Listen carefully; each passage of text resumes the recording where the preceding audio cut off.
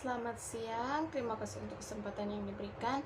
Perkenalkan, nama saya Junaintin Esther Slat dari kelas 5 MB4 jurusan Administrasi Bisnis, dan saat ini saya akan mempresentasikan tugas video yang saya buat, yaitu materi manajemen rantai pasok. Materi yang telah diberikan yaitu dasar-dasar manajemen logistik. Yang pertama ada definisi.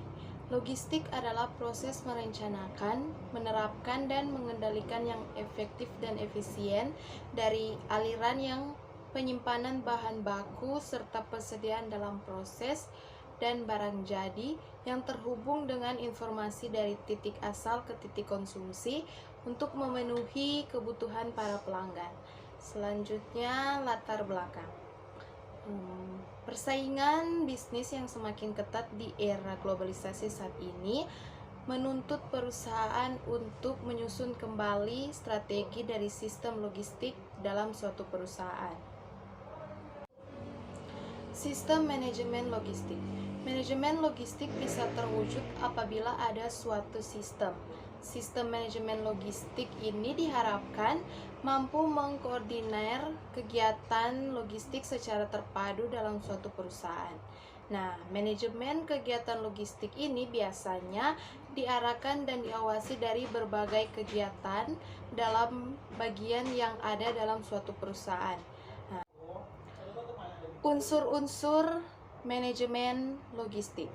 Yang pertama ada struktur fasilitas. Fasilitas adalah yang dipilih satu hal yang sangat fundamental bagi hasil akhir logistiknya. Nah, jumlah dan pengaturan fasilitasnya yang dioperasikan dalam perusahaan mempunyai hubungan langsung dengan kemampuan pelayanan terhadap penggunaan akhir suatu produk, barang, serta terhadap biaya logistiknya. Kedua ada sistem manajemen logistik transportasi.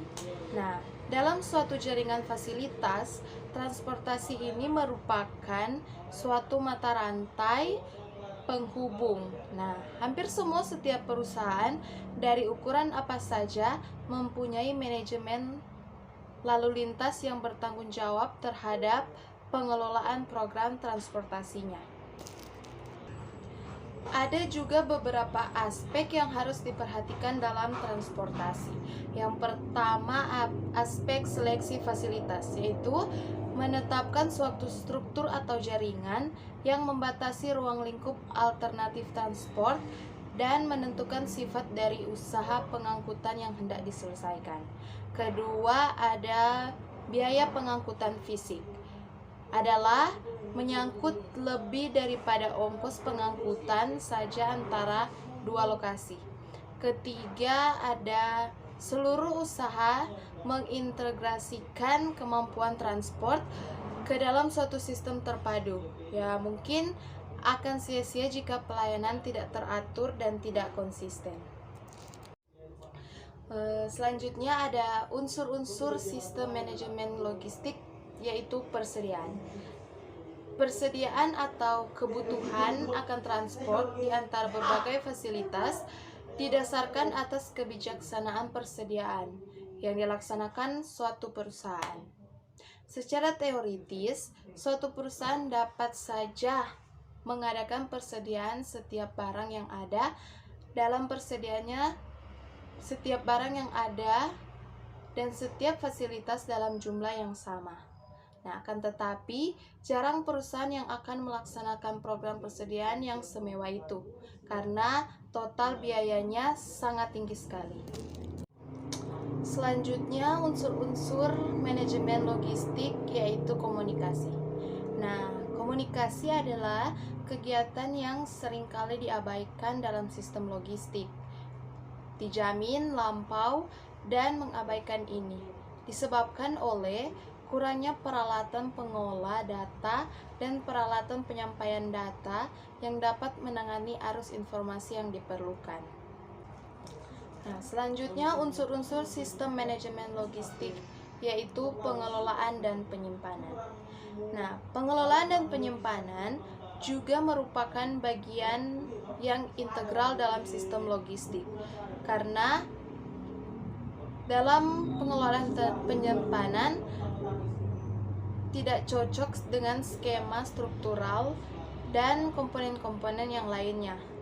Pengelolaan serta penyimpanan ini menembus sistem dan langsung berhubungan dengan semua aspek operasi. Nah, pengelolaan ini menimbulkan banyak sekali biaya logistik. Dilihat dari pengeluaran untuk operasi dan juga pengeluaran untuk modal. Misi logistik. Misi logistik ini adalah suatu perusahaan mengembangkan suatu sistem yang dapat memenuhi kebijaksanaan pelayanan dengan biaya pengeluaran serendah mungkin. Ya, presentasi logistik. Presentasi logistik diukur dengan penyediaan atau availability, kemampuan atau capability, dan kualitas atau quality. Kita bahas satu-satu. Yang pertama, availability. Availability ini adalah menyangkut kemampuan perusahaan untuk secara konsisten memenuhi kebutuhan material atau produk. Jadi, availability ini menyangkut kepersediaan. Nah, umumnya juga makin rendah frekuensi pengeluaran stok yang direncana. Dan selanjutnya kita sambung pada capability. Nah, capability ini adalah presentasi logistik yang menyangkut jarak waktu antara penerimaan suatu pesanan dengan pengantaran barangnya. Nah, mutu atau quality. Presentasi adalah menyangkut seberapa jauh baiknya tugas logistik secara keseluruhan yang dilaksanakan. Dan sekian presentasi dari saya. Saya mohon maaf jika ada kesalahan kata-kata yang diucapkan, dan terima kasih.